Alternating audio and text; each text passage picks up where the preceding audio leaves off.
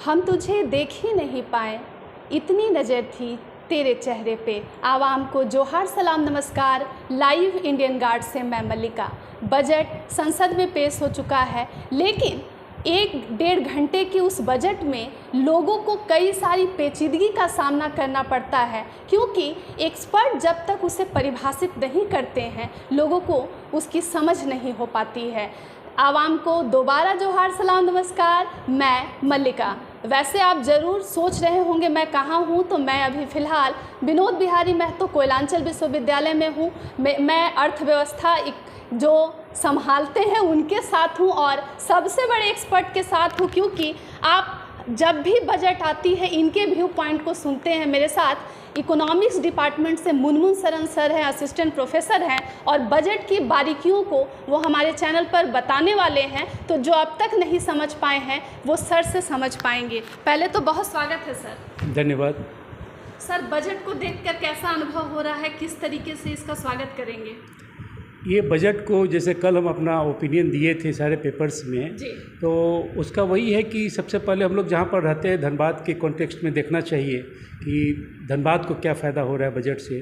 तो धनबाद को तो सबसे निराशा ही लगी है कि हमारे जो सांसद हैं, पहले के जो सांसद हैं वो हैं, और अभी वर्तमान जो सांसद हैं उन्होंने भी बात रखी थी, एयरपोर्ट की बात रखी थी, और हमको लगता है कि लगभग 8 से 10 साल पहले से लगातार ये मांग उठ रही है कि भाई धनबाद में एयरपोर्ट होना चाहिए। धनबाद में एयरपोर्ट होने का मतलब क्यों है, क्यों ज़रूरी है ये? इसलिए कि यहाँ पर IIT है, सिम्फर है, खुद यूनिवर्सिटी है, और भी बहुत सारे संस्थान हैं। ये कोयला प्रोडक्शंस का हब है, ट्रेड एंड कॉमर्स का हब है।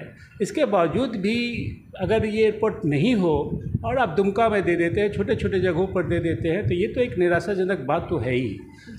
तो ये एक है कि होना चाहिए था। अब सबसे बड़ी बात है कि भाई लोग पहले कह रहे थे कि भाई उसके लिए कोई लैंड चिन्हित नहीं है, तो लैंड तो चिन्हित है बलियापुर में, तो ये लेकिन उसका जब तक बजटीय प्रोविज़न नहीं करेंगे तो एयरपोर्ट तो ये धरातल पर आएगा नहीं। अब पता नहीं कब होगा, कैसे होगा। तो हमको तो लगता है कि खुद स्वयं को और जितने भी धनबाद वासी हैं सबको इससे निराशा ही लगी है, नंबर 1। नंबर 2, जहाँ तक बात है कि झरिया की बात हम लोग करते हैं।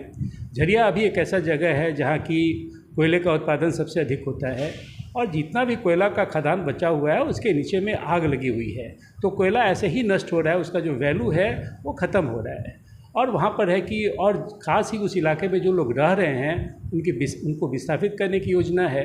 तो ये विस्थापन की भी योजना तो केंद्र सरकार के द्वारा ही तय होगा ना। ठीक है, राज्य सरकार उसमें कंट्रीब्यूट करेगी, तो उसका भी तो बजटीय प्रोविज़न होना चाहिए था। आग को बुझाने की योजना होनी चाहिए थी। ओपन कास्ट माइनिंग होता है, उसको रोकने की प्रक्रिया होनी चाहिए थी। तो सबके लिए तो पैसा चाहिए, और पैसा का जब तक बजटीय प्रावधान नहीं होगा तब तक ये कैसे होगा? फिर उसके अलावा वहाँ पर लोग खतरे में हैं, उनको विस्थापित करना चाहिए। विस्थापित करने के लिए सरकार के पास रिहेबिलिटेशन प्लान है, लेकिन केंद्र को भी तो इसमें पहल करनी चाहिए। तो मेरे हिसाब से नंबर 2 है, इसको भी फोकस नहीं किया गया केंद्रीय बजट में। अब तीसरा सबसे बड़ी बात है कि हम लोग एजुकेशन सेक्टर में हैं, तो एजुकेशन सेक्टर में हम लोग हायर एजुकेशन में हैं, तो हायर एजुकेशन में ये देखना है कि भाई 10 लाख तक का प्रोविज़न है, लोन का प्रोविज़न रखा है उन्होंने हायर एजुकेशंस के लिए। तो उससे हो सकता है कि जो यूनिवर्सिटी के स्टूडेंट्स हैं या IIT के हैं या और कोई भी हैं जो कि हायर एजुकेशन को प्राप्त करना चाहते हैं, रिसर्च में जाना चाहते हैं, तो हो सकता है कि उनको लोन ये मिलेगा, सॉफ्ट टर्म पर लोन मिलेगा, तो एक फ़ायदा हो सकता है। इसके अलावा स्किल डेवलपमेंट की बात है, IIT खोलने की बात है, 10,000 से ऊपर IIT खोलने की बात है, तो इसका फ़ायदा अगर धनबाद लेना चाहे तो ले सकता है। लेकिन मेरे हिसाब से धनबाद के लिए इस बजट में कुछ भी नहीं है। सर, युवाओं के लिए जो ये 1,000 करोड़ छात्रों को 5,000 रुपये प्रति माह 1 साल के लिए इंटर्नशिप जो बोला गया है, सर ये काम करेगा? ये यूजफुल लग रहा है आपको, या फिर ये उतने में लोगों का गुजारा संभव नहीं है? इंटर्नशिप क्या होता है ना, इंटर्नशिप हम जो ये कोई पढ़ाई करते हैं, स्टडी करते हैं, तो स्टडी का एक करिकुलम होता है, इंटर्नशिप होता है। तो इंटर्नशिप ठीक है, इंटर्नशिप देना चाहिए। 5,000 6,000 का प्रोविजंस है, ये इसका वेलकम हम लोग करते हैं। लेकिन इसका मतलब ये नहीं कि कोई अगर इंटर्नशिप कर लिया तो वो एक ट्रेनिंग का पार्ट हो जाएगा। वो एक पार्ट सिलेबस है, और उसके आधार पर नौकरी मिल जाएगी, सुनिश्चित हो जाएगी। क्योंकि नौकरी देना किसका काम है? कंपनियों का काम है। लेकिन इसमें तो सबसे बड़ी बात है कि सरकार को भी तो बतानी चाहिए ना कि भाई 1 साल में या विगत 5 साल में, ये विगत नहीं, आगे 5 साल में वो कितनी सरकारी नौकरियां देंगे। हम लोग तो यही सुन रहे थे कि 60 लाख से ऊपर नौकरियां पड़ी हुई हैं, तो भाई उसका भी तो अनाउंसमेंट होना चाहिए था ना। तो सरकारी नौकरी देने का कोई प्रोविजंस, उसका अनाउंसमेंट तो बजट में हमको नहीं दिखाई पड़ता है। अब कंपनियों पर छोड़ दिया गया है कि वो ये 1 करोड़ रोजगार सृजन करेंगे, वो तो उन पर डिपेंड करता है ना, उस पर तो सरकार का कोई प्रेशर नहीं होता है। जी सर, एक चीज़ और मैं पूछना चाहूँगी, जैसे बच्चे जो हैं जब सुनते हैं बजट और ख़ास करके इसमें बड़े नंबर शामिल होते हैं तो वो उसे समझ नहीं पाते हैं, तो आपके अनुसार आपने अपने समय में इसे कैसे पढ़ना और समझना सीखा जो कि बच्चों को फ़ायदा करे, कुछ अगर बताएं। नहीं, बजट को हमको लगता है कि ये बजट एक फाइनेंशियल पॉलिसी है, फाइनेंशियल डिसीजन है केंद्र सरकार का। राज्य सरकार का भी बजट होता है तो राज्य सरकार का डिसीजन होता है, इकोनॉमिक डिसीजन होता है।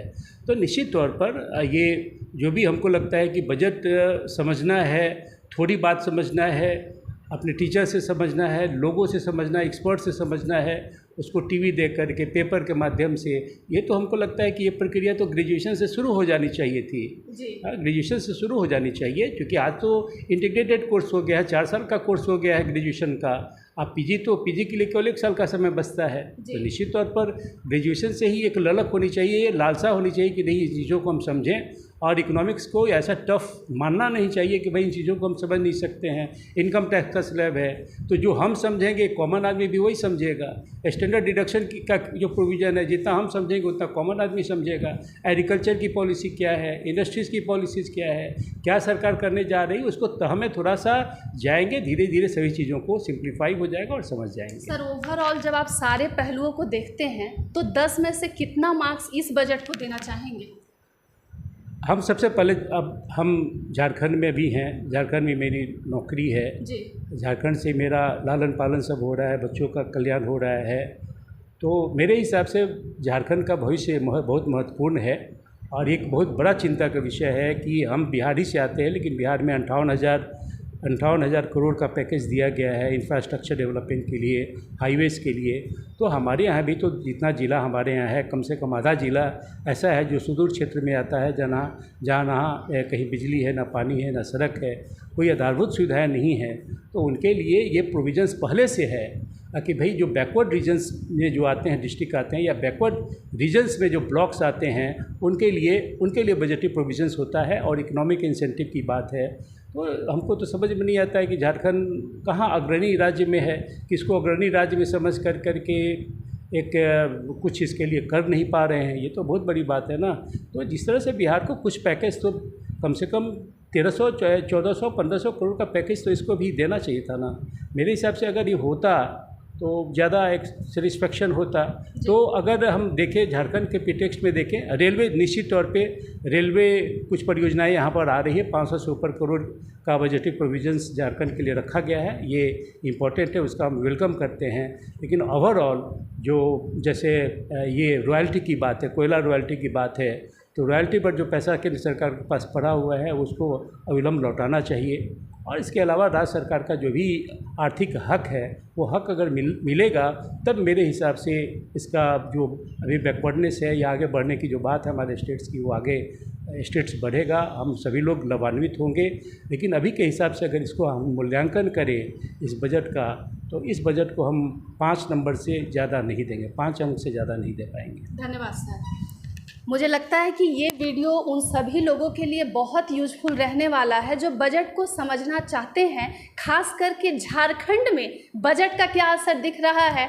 अभी आप जाने माने शिक्षाविद मुनमुन सरन सर को सुन रहे थे, उन्होंने बारीकियां बताई है। वैसे आप कमेंट सेक्शन में ज़रूर बताइएगा, आप इस बजट को जब देख रहे हैं तो आपको क्या क्या अच्छी चीज़ें नज़र आ रही है और क्या क्या बुराइयां हैं। अन्य खबरों के लिए जुड़े रहें लाइव इंडियन गार्ड के साथ।